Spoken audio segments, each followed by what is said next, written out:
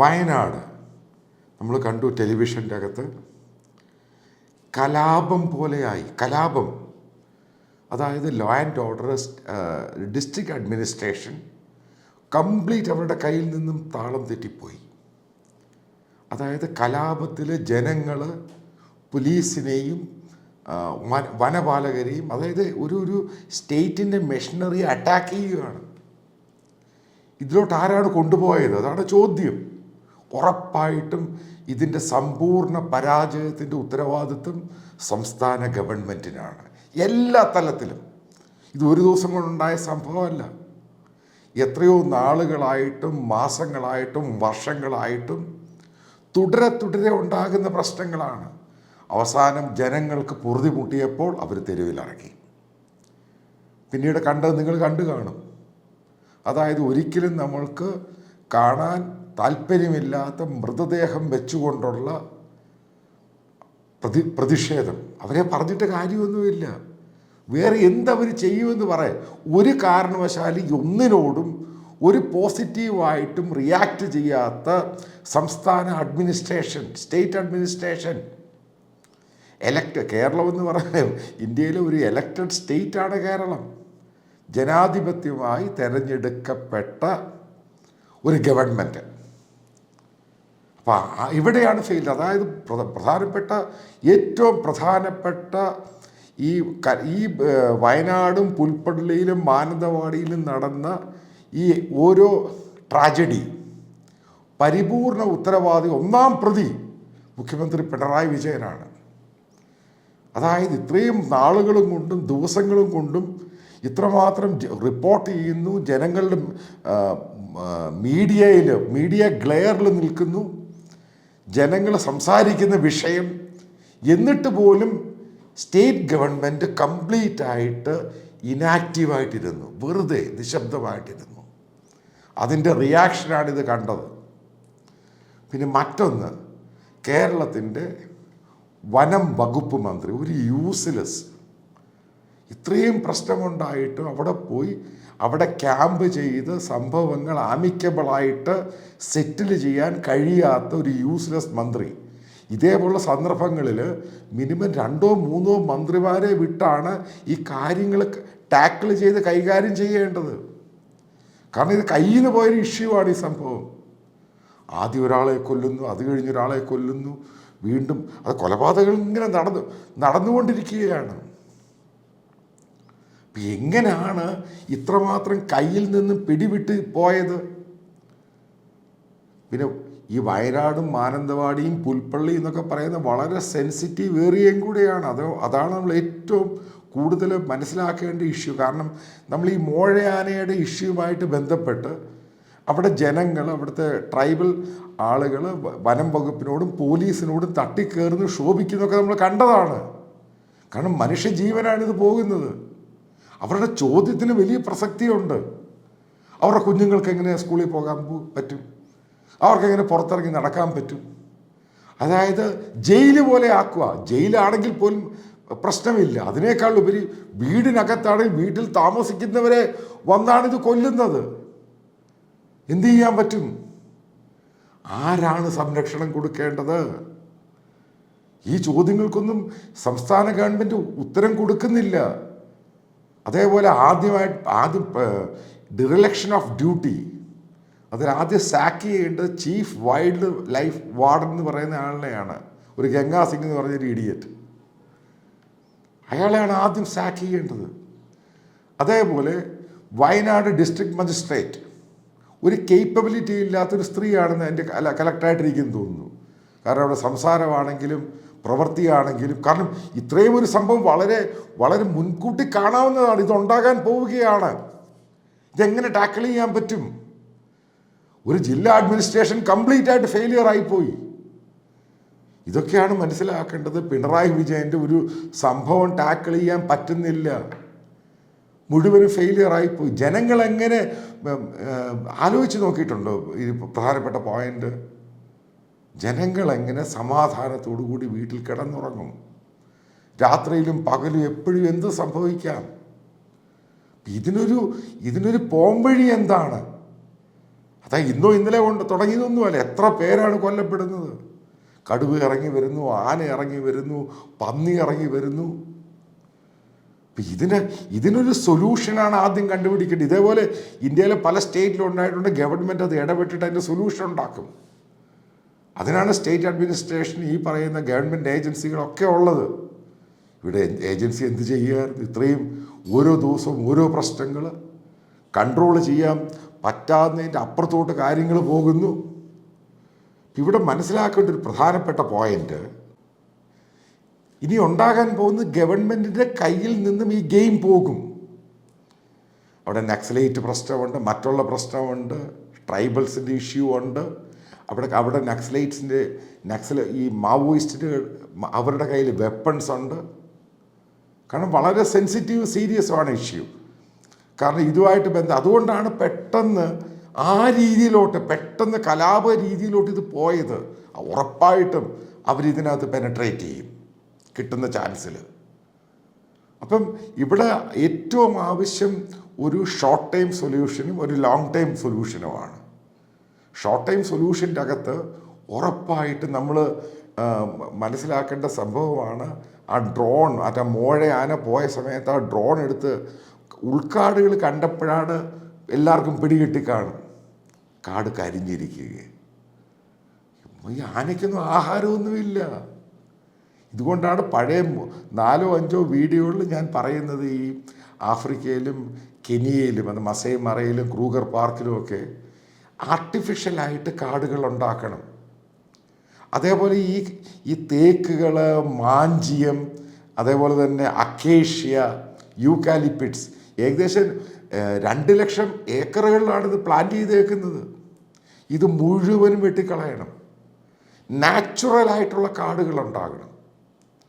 കാരണം ഈ തേക്കും അക്കേഷ്യയും ഈ പറയുന്ന യൂക്കാലി നിങ്ങൾക്കറിയാവുന്ന വസ്തുതയാണ്, ശരിക്കും വെള്ളം വലിച്ചെടുക്കുന്നതാണ്.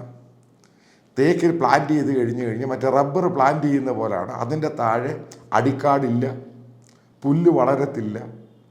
കാരണം അങ്ങനെയാണ് അതിൻ്റെ ഒരു ഹാബിറ്റാറ്റ് എന്ന് പറയുന്നത്. അതേപോലെ തന്നെയാണ് അക്കേഷ്യ. അതിനേക്കാളും കഷ്ടമാണ് ശരിക്കും വെള്ളം വലിച്ചു കുടിക്കുന്നതാണ് യൂക്കാലിപ്പിഡ്സ്. ഇതൊക്കെ അന്നത്തെ കാലത്ത് ഉണ്ടാക്കി ബ്രിട്ടീഷുകാരൻ ഇതെല്ലാം കൂടെ വെട്ടിക്കൊണ്ട് പോയെന്നും പറഞ്ഞുകൊണ്ട് സോഫ്റ്റ് വുഡില്ലെന്നും പറഞ്ഞ് നമ്മൾ പ്ലാന്റ് ചെയ്തതാണ്. ഇന്ന് അതിൻ്റെ ആവശ്യമില്ല. കാരണം അതിനേക്കാളും സോഫ്റ്റ് വുഡ് നമുക്ക് അവൈലബിളാണ്. അപ്പം ഈ സാധനങ്ങൾ ആദ്യം മുഴുവനും എടുത്ത് കളയുക. അല്ലെങ്കിൽ മറ്റുള്ള റവന്യൂ ലാൻഡിലൊക്കെ ഉണ്ട്, അവിടെ ഇതുകൊണ്ട് വേറെ എത്രയോ ലാൻഡുകളുണ്ട്, പ്രൈവറ്റ് ലാൻഡുകളുണ്ട്, അവിടെ ഇത് പ്ലാൻ ചെയ്യുക. എന്നിട്ട് ഈ പറയുന്ന പോലെ ഈ ഫോറസ്റ്റിൻ്റെ അനുവാദമൊന്നും വേണ്ട വീട്ടിൽ വെട്ടാനും തേക്ക് വെട്ടാനും. ഇഷ്ടമുള്ളവർക്ക് വെട്ടി വിൽക്കുക, അത്രയേ ഉള്ളൂ. അല്ല അവരുടെ പാസ് വേണം, കോപ്പ് വേണം, ഇതിൻ്റെ ആവശ്യമൊന്നുമില്ല. ലോകത്തില്ലാത്ത ഓരോ നിയമങ്ങളാണ് ഇത് കൊണ്ടുവന്നിരിക്കുന്നത്. ആ നിയമങ്ങൾ പൂർണ്ണമായിട്ട് റിവൈവ് ചെയ്യുക, നാച്ചുറൽ കാടുകൾ ഉണ്ടാക്കുക, ഫോറസ്റ്റ് ഉണ്ടാക്കുക. അതിന് പണം ചിലവാകും. അതേപോലെ തന്നെ വെള്ളത്തിൻ്റെ സോഴ്സസ് അതിനുവേണ്ടി കാര്യമായ രീതിയിൽ വളരെ സയൻറ്റിഫിക്കായിട്ട് തന്നെ മുന്നോട്ട് പോകണം. കാരണം എവിടൊക്കെയാണ് വെള്ളത്തിൻ്റെ സോഴ്സ് വേണ്ട അവിടെ മുഴുവനും വാട്ടർ റീചാർജിങ് പരിപാടികൾ ഉണ്ടാക്കുക, സമ്മർ സമയത്ത് പ്രത്യേകിച്ച്. അപ്പം അത് വന്നു കഴിയുമ്പോഴത്തേക്ക് ഇതേപോലുള്ള മൃഗങ്ങളുടെ വരവ് ഇങ്ങോട്ട് കുറയും. പിന്നെ പൂർണ്ണമായിട്ടും അറിഞ്ഞിരിക്കേണ്ട സംഭവം, ഈ പറയുന്ന കാട്ടുപന്നിയെ വെടിവെച്ച് തന്നെ കൊല്ലണം. ഒരു കാരണവശാലും കാട്ടുപന്നിയെ അതിനെ കത്തിച്ച് ആ പരിപാടിയൊന്നും വേണ്ട. കാട്ടുപന്നിയെ വെടിവെച്ച് തന്നെ കൊല്ലണം. ഈ കാട്ടുപന്നിയുടെ ഇങ്ങോട്ടുള്ള വരവ് നിൽക്കുമ്പോൾ തന്നെ ഈ കടുവയുടെ ഇങ്ങോട്ടുള്ള വരവ് നിൽക്കും. സിമ്പിളാണ്. ഈ കടുവ ഇവിടെ വന്നു കഴിഞ്ഞാൽ പിന്നെ അതിന് കുശാലായില്ല, ഹണ്ട് ചെയ്യേണ്ട ആവശ്യമില്ലല്ലോ. ആട്, പശു, നായ ഇതെല്ലാം ഇഷ്ടം പോലുണ്ട്. അപ്പം ഈ സംഭവങ്ങൾ ആദ്യമായിട്ട് അതൊരു ലോങ് ടൈം പ്ലാൻ്റെ ഭാഗമായിട്ട് ഇപ്പോഴേ അതങ്ങ് സ്റ്റാർട്ട് ചെയ്യണം. അതേപോലെ തന്നെ കാടിൽ ശരിക്കും വാച്ച് ഹൗസ്, അതായത് വാച്ച് ടവർ ശരിക്കും ഉണ്ടാകണം. അത് പൂർണ്ണമായിട്ടും അത് സൂപ്പർവൈസ് ചെയ്യുന്നത് ട്രൈബൽ അല്ലാത്തവരും വാച്ചർമാരായിട്ട് മുഴുവൻ ഈ ട്രൈബ്സിനെ തന്നെ എടുക്കാവൂ. കാരണം അവർക്കാണ് കാടിനെ പറ്റി അറിയാവുന്നത്. അവർക്കാണ് ഈ ആനയെ ഓടിക്കുന്ന കാര്യത്തിലൊക്കെ വളരെ മിടുക്കന്മാരും വിദഗ്ധന്മാരും. അവരെ പൂർണ്ണമായിട്ട് അവരുടെ സർവീസ് എടുക്കുക, ഡെയിലി വേജസോ മറ്റുള്ള ഏത് രീതിയിലും സോഷ്യൽ ഫോറസ്റ്റ് കംപ്ലീറ്റ് നിർത്തലാക്കുക, ഡിസ്മാൻഡിൽ ചെയ്യുക. ആ ഉദ്യോഗസ്ഥന്മാരെയും കൂടെ ഇതിൻ്റെ ഈ ടാസ്ക് ഫോഴ്സിനകത്തോട്ട് വെക്കുക. കാരണം ശരിക്കും പെട്രോളിങ് ഈ പറയുന്ന ബഫർ സോൺ ഏരിയയിൽ നടത്തിയാൽ മാത്രമേ ഈ വന്യജീവികളെ കാട്ടിലോട്ട് ഓടിച്ചു വിടാൻ പറ്റുകയുള്ളൂ. അപ്പം മനസ്സിലാക്കേണ്ട സംഭവം, ഈ സമ്മറൊന്ന് ജസ്റ്റ് സ്റ്റാർട്ട് ചെയ്തിട്ടേ ഉള്ളൂ. കുറച്ചുകൂടെ കഴിയുമ്പോൾ സമ്മർ വീണ്ടും കൂടും. അപ്പോഴിതിൻ്റെ സ്ഥിതി എന്താകും? അപ്പം അതിനു മുമ്പ് ഈ വെള്ളം അത് എങ്ങനെ സ്റ്റോർ ചെയ്ത് കൊടുക്കണം, ഈ സംഭവങ്ങളെ പറ്റിയൊക്കെ നല്ല പോലെ ഒരു ഹൈ പവർ കമ്മിറ്റിയെ കൊണ്ട് പഠിപ്പിച്ച് അത് ഇംപ്ലിമെൻറ്റ് ചെയ്യണം. പിന്നെ അത് ലോങ് ടൈം പ്ലാൻ ചെയ്യണം. ഈ തേക്കും വീട്ടി ഏകദേശം തേക്കും അതേപോലെ യൂക്കാലി, അക്കേഷി, പുല്ലെല്ലാം വെട്ടി ദൂരെ കളയണം. എന്നിട്ട് നാച്ചുറൽ ഫോറസ്റ്റ് വരണം. അതേപോലെ ഇലക്ട്രിക് ഫെൻസിങ് നല്ല സ്ട്രോങ് ആയിട്ട് തന്നെ നല്ലപോലെ അതുമായിട്ട് ബന്ധപ്പെട്ട് അവർക്ക് കോൺട്രാക്റ്റ് കൊടുത്തിട്ട്, അത് ഞാൻ ഈ പറയുന്നില്ല ഇലക്ട്രിക് ഫെൻസിങ് ഒരു 100% സക്സസ്ഫുള്ളാണ്, ഞാൻ പറയുന്നില്ല. പക്ഷേ അതൊരു 70% സക്സസ്ഫുള്ളാണ്. ഇന്ത്യയിൽ പലയിടത്തും ലോകത്ത് പലയിടത്തും സക്സസ്ഫുള്ളാണ്. അതിനെ ആക്ടിവേറ്റ് ചെയ്യണം. അതേപോലെ തന്നെ ഇതിൻ്റെ ഈ സയൻറ്റിഫിക്കായിട്ട് ഈ ആസാമിലും ഈ സിലിഗുഡിയിലും ഒക്കെ ചെയ്യുന്ന പരിപാടി ഞാൻ കണ്ടിട്ടുണ്ട്. ഈ ലൈറ്റ്, മിന്നുന്ന ലൈറ്റ് കൊണ്ട് വെക്കുക പലയിടത്തും. അപ്പോൾ ഈ ലൈറ്റിൻ്റെ പ്രകാശം വരുമ്പോൾ ഇത് വരുത്തില്ല, ഈ ആനയാണെങ്കിലും മറ്റുള്ള മൃഗങ്ങളൊക്കെ. അത് ഈ സോളാർ മുഖാന്തരം ഇതൊരു ഓപ്പറേറ്റ് ചെയ്യുന്നത്. പിന്നെ മറ്റൊന്ന് ഞാൻ കണ്ടത് ഈ ആസാമിലും അതേപോലെ തന്നെ ഈ തമിഴ്നാടിൻ്റെ ഭാഗത്തും ഈ സിലിഗുഡിയിലും കണ്ടത്, ഈ ഒരു ഭാഗത്ത് ഇപ്പോൾ ഒരു പ്രദേശത്ത് ഇപ്പം കുറച്ച് ആൾക്കാർ താമസിക്കുന്നു. അതിൻ്റെ അകത്ത് 8-10 വീടുകളിൽ ഈ ഹണ്ടർ ഡോഗ്, അതായത് ഈ തമിഴ്നാട്ടിൽ കിട്ടുന്ന കാമ്പയിന്ന് ഈ പറയുന്ന ഡോഗാണ്. ഇത് ഇന്ത്യൻ റോട്ട് വീലർ എന്നാണ് അതിന് പറയുന്നത്. അപ്പോൾ അവർ 6-7 പട്ടികളെ ഓരോ വീടുകളിൽ വെച്ച് വളർത്തുക. എന്നിട്ട് ഇത്ര സമയത്ത് ഇതിനെ തുറന്നു വിടണം. ഈ നായ്ക്കൾ ഒരുമിച്ച് 6 വീട് ഒരുമിച്ച് കൂടിക്കഴിഞ്ഞാൽ ആനയല്ല കടുവ വരെ ഇത് ഓടിക്കും. ഇത് സപ്പോർട്ടാജ് ചെയ്ത് കളയും. അങ്ങനെയാണ് ആസാമിലും ഈ പല ഭാഗത്തും ഈ വന്യമൃഗങ്ങളെ ഇത് ഓടിക്കുന്നത്. ഇത് പല മെത്തേഡുണ്ട് ഇത് വെച്ച് ചെയ്യാൻ. ആദ്യം മനസ്സിലാക്കേണ്ടത് ഇന്നലെ തുടങ്ങിയൊന്നും അല്ല. ഇന്ത്യയിൽ ഇത് പണ്ട് മുതലേ ഉണ്ട്. ലോകം മുഴുവനും മനുഷ്യരെന്നുണ്ട്. അന്ന് മുതൽ മാൻ ആനിമൽ കോൺഫ്ലിക്റ്റ് ഉണ്ട്.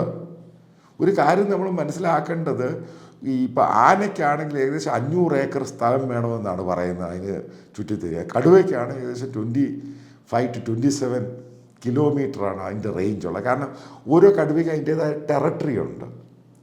കാരണം അപ്പോൾ ഈ ടെറിട്ടറിക്കകത്ത് നിൽക്കാൻ പറ്റാതെ വരുമ്പോഴാണ് ഈ സ്ഥലങ്ങൾ അന്വേഷിച്ചും ആഹാരം അന്വേഷിച്ചും ഇത് പോകുന്നത്. അതാണിത് മനസ്സിലാക്കേണ്ടത്. അപ്പം അതുകൊണ്ട് ഇതിനെ അങ്ങോട്ട് പുഷ് ചെയ്യാൻ എന്തൊക്കെയാണ് വഴികളും മാർഗങ്ങളും അത് സയൻറ്റിഫിക്കലി പഠിച്ചിട്ട് അത് ഇംപ്ലിമെൻറ്റ് ചെയ്യാനാണ് ശ്രമിക്കുന്നത്. ഇവിടെ ജനങ്ങൾക്കെതിരെ ഇപ്പം ഒരു കടുവ അവിടെ ഈ ട്രാപ്പിൽ പെട്ട് ലോക്കായിപ്പോയി, അത് പന്നിയെ പിടിക്കാൻ വെച്ചിരുന്നത്. പെട്ടെന്ന് ആ കർഷകനെതിരെ പോയി ഈ കേസ് ചാർജ് ചെയ്യുമ്പോഴാണ് പ്രശ്നമുണ്ടാകും, വീണ്ടും പ്രശ്നമാകും. ആദ്യം മനസ്സിലാക്കേണ്ടത് ഈ ഡിസ്ട്രിക്ട് അഡ്മിനിസ്ട്രേഷൻ അല്ലെങ്കിൽ സ്റ്റേറ്റ് അഡ്മിനിസ്ട്രേഷൻ മനസ്സിലാക്കേണ്ടത് ജനങ്ങളുമായിട്ട് മാക്സിമം ഒരുമിച്ച് പോകുവാൻ ശ്രമിക്കുക. നിങ്ങൾ ഒരിക്കലും അവരെ പ്രൊവോക്ക് ചെയ്യാൻ പോകരുത്. ഇവിടെ എല്ലാം ഉണ്ടായിരിക്കുന്നത് നിങ്ങൾ അവരെ പ്രൊവോക്ക് ചെയ്യാൻ പോകുന്നതാണ്. ആ രീതിയിൽ അവരുമായിട്ട് ഒരുമിച്ച് പോകുകയാണെങ്കിൽ മാത്രമേ ഇതിനൊരു സൊല്യൂഷൻ ഉണ്ടാകുകയുള്ളൂ. ചില ആൾക്കാരൊക്കെ പറയുന്നത് ഇവരെ കാട് കയറി വന്നതാണ്, അതാണ് ഇതാണ്. ഇതൊക്കെ പറയുന്നതിന് അടിസ്ഥാനപരമായ തെറ്റാണ്.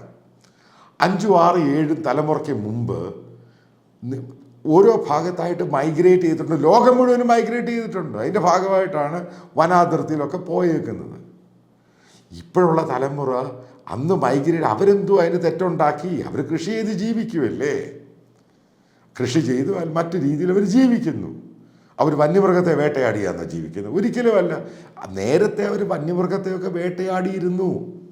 അങ്ങനെയാണ് ഇപ്പം എൻ്റെ പൂർവികന്മാർ, എൻ്റെ അമ്മയുടെ സൈഡിലുള്ളവർക്ക്, അവരൊക്കെ പാലക്കാട് മണ്ണാർക്കാടൊക്കെ സൈഡിൽ പോയിട്ട് അവർ ഈ പറയുന്ന വനത്തിൽ പോയിട്ടാണ് വന്യമൃഗങ്ങളുമായിട്ട് ഫൈറ്റ് ചെയ്ത് തന്നെയാണ് കൃഷി ചെയ്ത് അവർ ജീവിച്ചത്.